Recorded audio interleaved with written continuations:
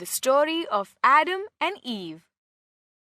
God took some clay from the ground and made the shape of a man. Then he breathed gently into the shape. The man's eyes opened and he began to live. I will call him Adam. The Lord made a beautiful garden for him to live in. The garden, called Eden, was full of many wonderful things. Beautiful flowers grew everywhere. Birds sang in the trees, streams flowed through the valley, and animals roamed across the fields. God had made the man in his image to keep him company and look after the world.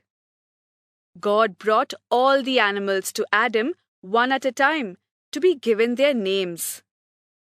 But God felt sorry for Adam. None of these animals is really like him. He needs someone to share his life, someone who cares for him, and who he can care for. That night, God took a rib from Adam's side and made a woman. When Adam awoke the following morning, he found a wife, Eve, lying asleep beside him. Adam was so happy. He took her hand and she woke up. She looked up at him and smiled. Now, it is your duty to look and take care of your new home. God blessed them. All this is for you. Help yourself to anything you like, but never touch the tree in the middle of the garden.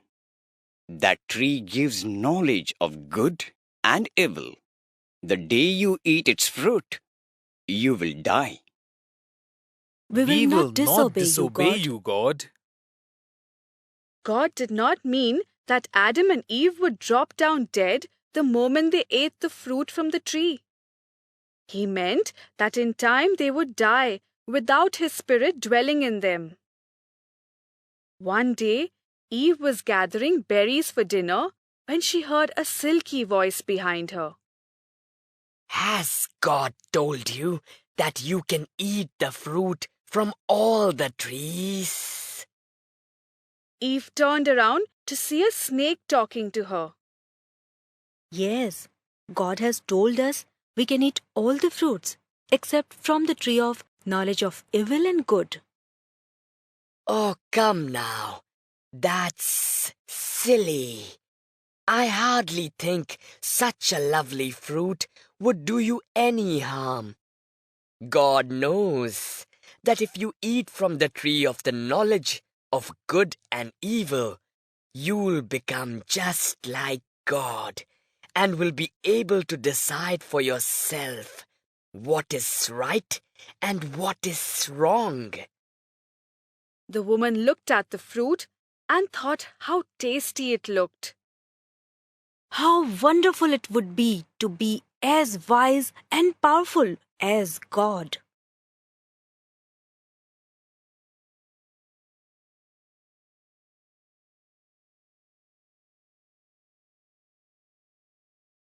She believed the serpent's lie and ate the fruit. She felt a strange feeling in the pit of her stomach. She fidgeted and wondered what was wrong with her. Oh, my stomach is paining. There is something strange happening to me. Suddenly she realized that she was feeling guilty. She had disobeyed God and knew she'd done something wrong. Eve hurriedly picked some more fruit and took it back to Adam. Adam, eat this fruit and see. They ate the fruit and sat in gloomy silence. As soon as they ate the fruit, a change came over Adam and Eve. They became unhappy and fearful of God.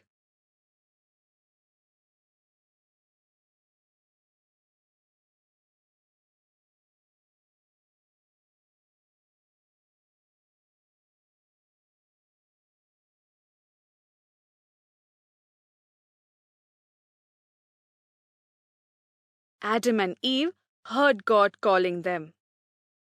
Let's hide. Yes, let's hide away from God. Without thinking, they dived into the bushes, but God knew where they were. Adam, did you eat the fruit from the tree of knowledge of good and evil? I had told you not to touch. It's Eve, not me. It was Adam. It was Adam who ate. They blamed each other for their sins. God was sad that Adam and Eve had disobeyed them. Because you have disobeyed me, I banish you from the Garden of Eden. From now on, you will have to scratch a living from the soil. You will need to make clothes and grow food.